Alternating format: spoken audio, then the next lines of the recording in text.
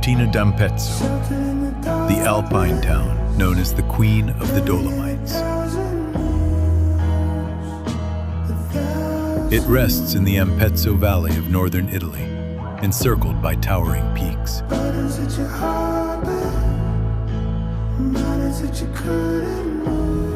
Pale Dolomite cliffs rise like fortress walls, guarding the land below.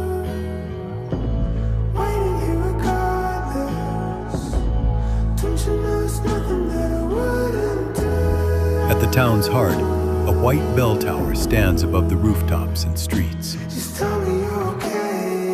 From above, chalets, gardens, and winding lanes weave a living tapestry. Host of the 1956 Winter Games, Cortina welcomed the Olympic flame back in 2026.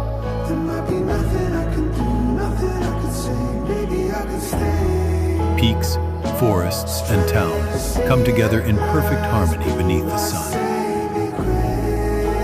Cortina, a mountain town where time slows its pace.